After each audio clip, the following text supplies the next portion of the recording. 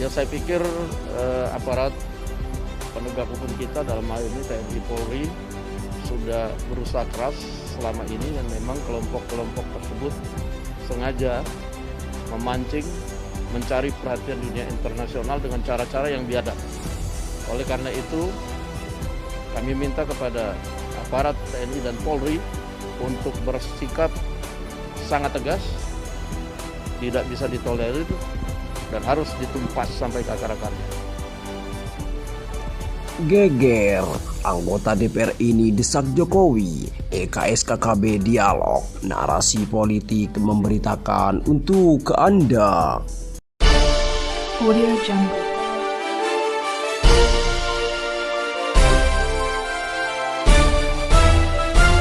Audio Jungle.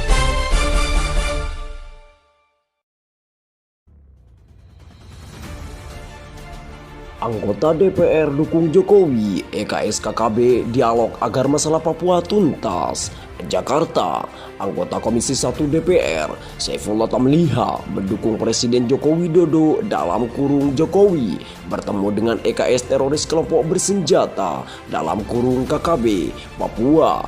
Tamliha mengatakan sejak dulu dia menginginkan dialog untuk menyelesaikan permasalahan di Papua. Jika benar Presiden Jokowi ingin berdialog dengan EKSKKB Papua, tentu kita menyebut baik upaya dialog tersebut. Sejak dulu kita menginginkan upaya dialog untuk upaya penyelesaian masalah Papua dan tuntas, kata Tamliha kepada wartawan Sabtu dalam kurung 25-12-2021.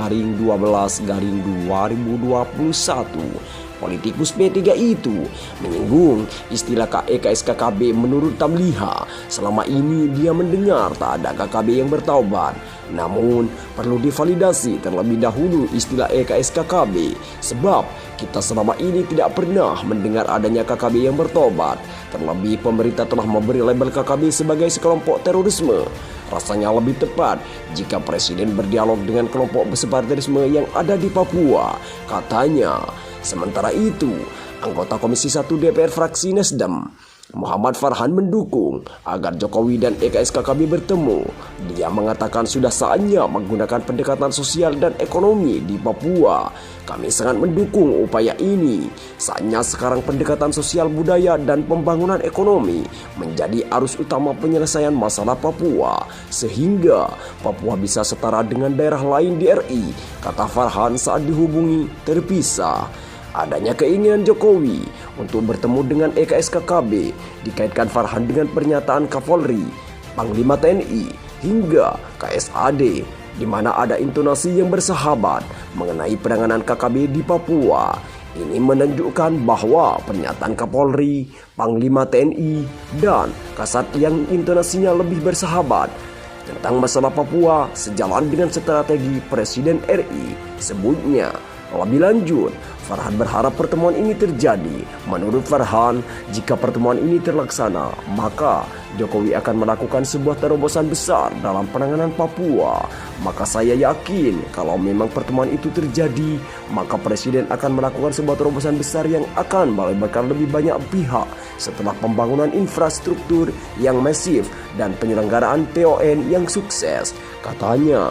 Kapolda Papua, Irjen Matius Devahiri, menyebut Presiden Joko Widodo dalam kurung Jokowi bersedia bertemu dengan mantan anggota teroris kelompok kriminal bersenjata dalam kurung KKB yang sudah kembali ke pangkuan NKRI. Fahiri mengatakan Jokowi ingin merangkul mereka untuk bersama membangun daerah. Memang benar, Presiden beberapa waktu lalu menyatakan bersedia menemui mantan KKB yang sudah sadar dan ingin bersama saudaranya membangun daerah, ujar Fahiri seperti dikutip dari Antara Jumat dalam kurung 24-12. Fahiri mengungkapkan kualifikasi mantan anggota KKB Papua yang bisa bertemu Jokowi. Menurutnya, mereka harus benar-benar tidak menghalangi perbuatannya, yakni melakukan aksi teror. Namun, mereka atau mantan KKB itu harus benar-benar tidak lagi menebar aksi teror bersenjata, tuturnya. Terima kasih Anda telah mengunjungi channel kami. Kami hanya memberitakan, Andalah yang memutuskan. Narasi politik.